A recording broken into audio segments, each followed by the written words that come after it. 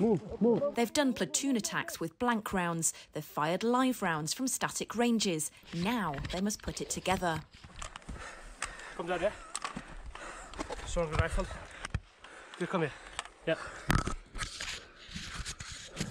Okay, look at me. Okay, stand up. Look at me. Right-handed or left-handed? Right-handed. Okay, stand up.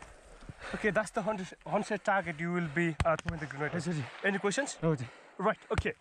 Once the grenade goes off, if it's a good throw, then you need to put a couple of thrust onto the figure 12 target on the right. Any questions? No. No? Right, okay. Arch your grenade ready. Arch your acknowledge grenade now. Throw all. Take cover. Okay. Great. Throw! Down. Get it! On guard! On guard!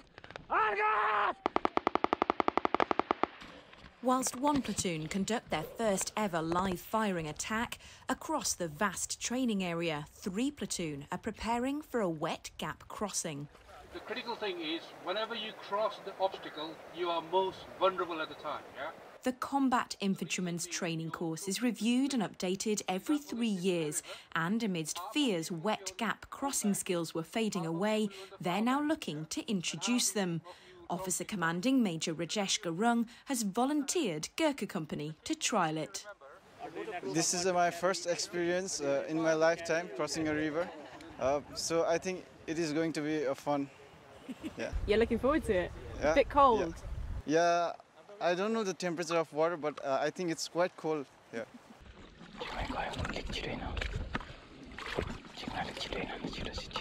Whenever you are crossing a river, the main thing is you always have to look 360 to make sure that the enemies are not there. They have to be very tactically sound. Whenever they are into the water, make sure that there isn't any noise coming out from your body and dripping water. That is also the key thing because the sound can travel up to miles while you are crossing the river.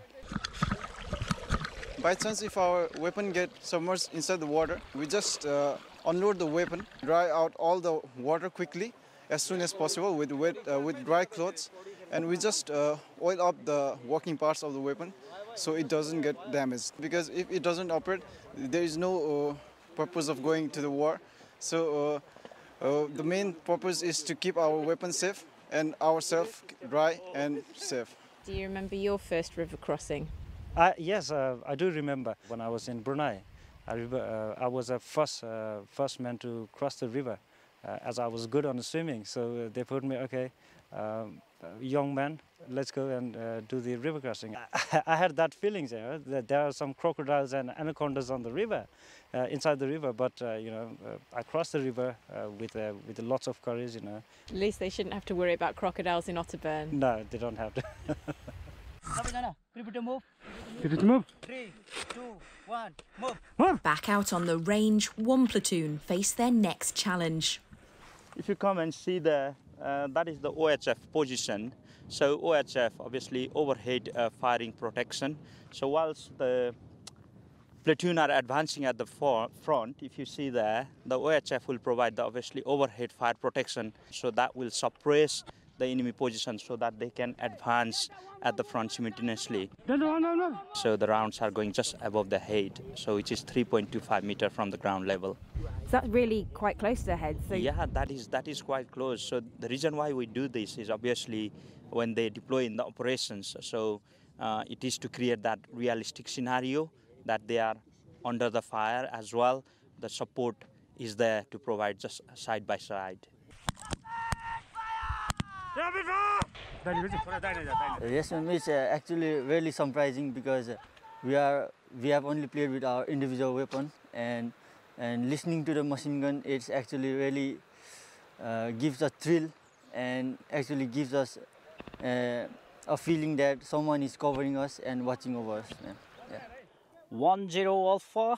Sergeant Santosh Goli has an important job. As the battle simulation sergeant, he's responsible for making the exercise feel real. Firing now. You require a little bit of the preparations, because you need to mold and you need to cut, you need to measure all that safety fuse as well. I have to give the motor not all the bang in the different timing, so I have to cut that safety fuse as its specific timing. I'm trying to give them as much as realistic, so when they hear it, it might be their first bang during this live firing, so they might be very excited. Today I've said 5, so they were exploded simultaneously, bang, bang, bang, bang. This is the device where you actually fire from. So this is called the strike, and it has got the battery pack over here, and it has got the 4 circuit. This is very important device that, as being the DSO, that is a demolition safety officer, I must carry wherever I go. So this is my baby.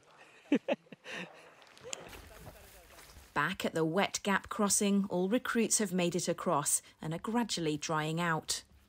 At first I was really nervous because the weather was already cold, and so getting wet was not probably a good idea for me. But when I jumped into the river, my excitement was high, so I didn't feel any cold, and now I'm not feeling any cold because still feeling warmer and can do it once more. Yeah. We don't know what's inside the water, so and what's the depth of the water. So it was quite nervous for both of us to cross the river for the first time in this, with all these gears and weapon, all this load. We are really proud of ourselves. Today I learned how to overcome the fear, seeing all those numbers and my section commanders crossing the rivers. They really help us, cross the rivers. You are given a drill, make sure you are to apply that. For these young recruits, the journey's almost over.